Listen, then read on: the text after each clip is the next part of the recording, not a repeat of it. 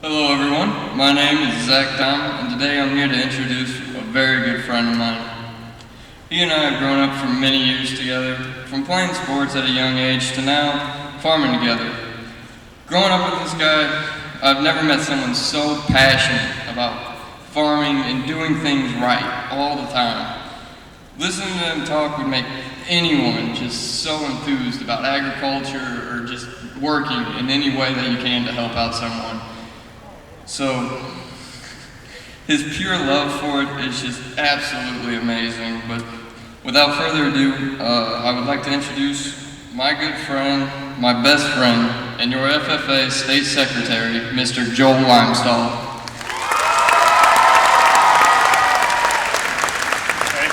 Hey, what's up? Illinois FFA, how many of you had fun at that dance last night? Let me hear you.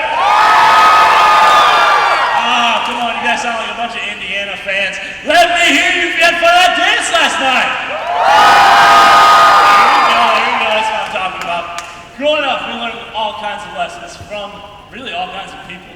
They can be as small as learning how to use a fork whenever you're little, or as profound as learning what you want to do for the rest of your life. These lessons can come from older brothers and sisters, your parents, really just about anyone. But the most important lesson that I ever learned in my life was from my Uncle Glenn. Uncle Glenn and Grandpa could have as much fun as we did last night every single day of their lives. They had a knack of turning everyday, ordinary jobs into as much fun as we did. We would sit around and tell stories about some of the best times that we ever had. And no matter what, Grandpa and Uncle Glenn never ran out of stories. I can remember the one that sticks out most in my mind. It was a time back when they were going to buy a tractor back in the 80s. So it was before cell phones. So the local dealership sent down a salesman to the farm, which was 10 miles from the store to the farm. After the salesman got out of the truck, Uncle Glenn and Grandpa saw who it was, and they realized that this salesman couldn't make a sale without approval from the owner. So, what did they do? They decided to have a little fun. They were going to see how many times they could get the salesman to go the 10 miles from the farm to the store and the 10 miles back. After about the 12th trip back to the farm, as the sun was going down, the salesman came back, opened the truck door, and said, "Boys, I'm going to have to come back tomorrow and finish this deal. I just don't have enough time to finish all this paperwork." Uncle Glenn calmly looked back at him and said, "It's all right. We'll take the original tractor for the original price. We were really just looking for something to do today." God, you should have saw them laugh. They told me this story 25 years after it had happened, but they threw their heads back and laughed like it had just happened yesterday. The story that I learned from Uncle Glenn, being the jokester that he was, I really didn't expect to learn the lesson that I did. It was one of those moments that really kind of makes you stop and think about who you are and what you want to be. But I'm getting ahead of myself. Let me set the scene for you real quick. I grew up in southern Illinois along the Mississippi River, where my grandpa and his brother, Uncle Glenn, farmed for their entire lives. They had 5 kids, each of them had 5 kids, and each of those kids had 2 or 3 kids of their own. And we all lived right around St. Louis, so it's needless to say, we got together a lot. On one of these family get-togethers, when I was about 10 years old, I remember noticing something that I really hadn't ever noticed before. My Aunt Carol and Uncle Glenn. I mean, this married couple was old. I mean, they were probably like 65. But when you're 10 years old, that's old. And what I noticed about them was that they had something between them. And I don't mean they physically had something between them. I mean, they had this special bond that I really never understood. They would hold hands and they would make each other laugh and they would just be happy around each other all the time. I was like, wow, that's really cool. 65 years old and they're still able to hold hands all the time. That's pretty impressive. So when I got home that night, I asked my mom, I said, "What makes Uncle Glenn and Aunt Carol so special? I don't see other people holding hands all the time. Why are they still able to do this? I mean, they act like they're just a young couple." Mom calmly responded, Aunt Carol and Uncle Glenn have always had a really special bond. I can remember being a little girl and going over to their house, and Uncle Glenn would get out of the field after a long, hard day, and he would walk through that door no matter what mood he was in or no matter what Aunt Carol was doing. The first time he saw her, he would stop, he would look at her, and he would say, "Damn, you're looking good, princess." Every single day. That is impressive.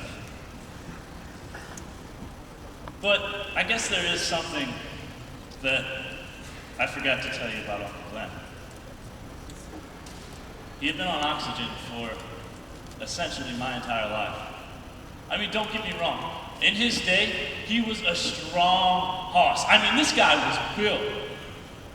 But by the time that I turned 10 years old, I weighed about 100 pounds soaking wet. And Uncle Glenn, he didn't weigh much more. He had fought off death more times than I could count. And every single time he found the strength to come back and fight even harder and make sure he was still there.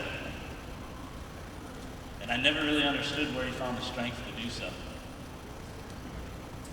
But in December 2009, there was an event that Uncle Glenn couldn't fight off.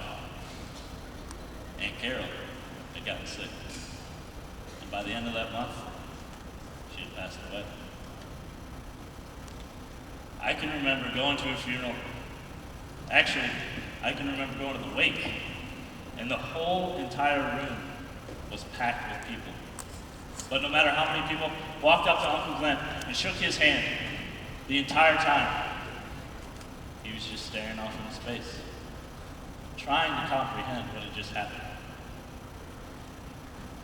The next day we went to the funeral, and once again the church was full of people. But the entire time the only one that I had my eyes on was Uncle Glenn. Here was a man who had raised a family, grew a farm, raised 1 million hogs in his day, did all the books for the farm, and so much more. He was the smartest, strongest man that I had ever met. But at the time of the funeral, he couldn't walk. He could barely talk. He couldn't even breathe on his own. But somehow, he found the strength to sit in his wheelchair and raise his hand a foot above his head and rest it on her casket the entire time. Plain and simple. He just didn't want to let her go. He was going to hold on to her as long as possible. After the funeral, we went to their house to have a reception, to remember all the good times about Aunt Carol, and reminisce, tell stories, just really remember her for who she was. And the entire time, once again, Uncle Glenn just kind of sat there quiet. And Uncle Glenn was one of those people, he had this really big chair. It was pretty awesome, I'm not going to lie. I kind of want one when I'm an old person. But he sat in his chair the entire time. So I walked up and I sat next to him on the couch and I said, "Uncle Glenn, how you doing?" And Uncle Glenn was sitting in his chair. He slowly raised his head and looked me in the eye. He said, "Joel, I couldn't do this. I just lost my princess. I lost my world. And I lost the reason to be strong." I just walked away, but I really didn't know what to say. I could tell that he was the most upset person that I ever seen in the entire world. But he was the strongest person that I ever met. What did he mean? He couldn't be strong anymore, or he lost the reason to be strong anymore. I didn't have to wait very long to find my answer, because 3 weeks later, I figured out what it meant. But I figured it out when I was sitting in his funeral. He had been strong for all those years because he knew that he was not going to pass away and make Aunt Carol go through that pain. It simply just wasn't an option. This is when I realized how strong their love actually was. It was strong enough to fight off death 1,000,000 times and keep him strong for all those years. Wow, that's amazing. But I don't tell this story very often. But when I was thinking about what a legacy means to me, I always thought it had to be something that you could touch, something that you could physically receive, like a new car, a piece of ground, or a successful business. But when this story popped into my head, I thought about the legacy that Uncle Glenn had left for me. Plain and simple, he taught me how to love.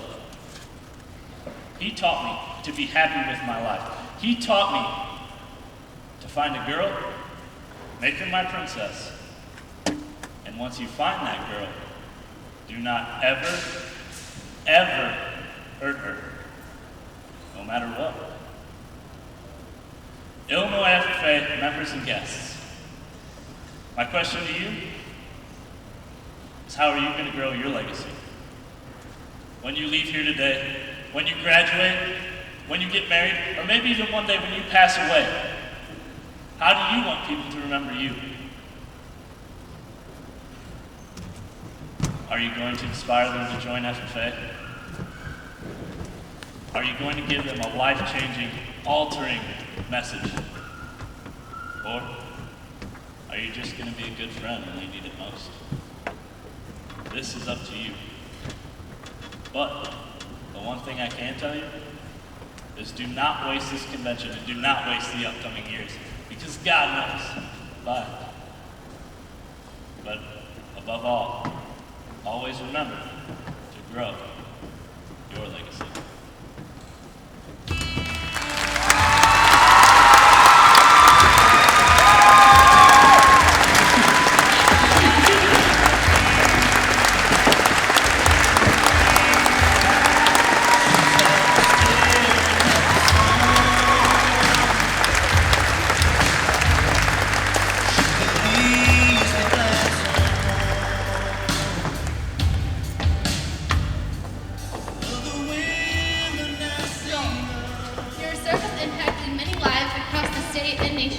You have a great attitude towards everybody, and your matter-of-fact way of thinking and bluntness helped us accomplish all of our goals.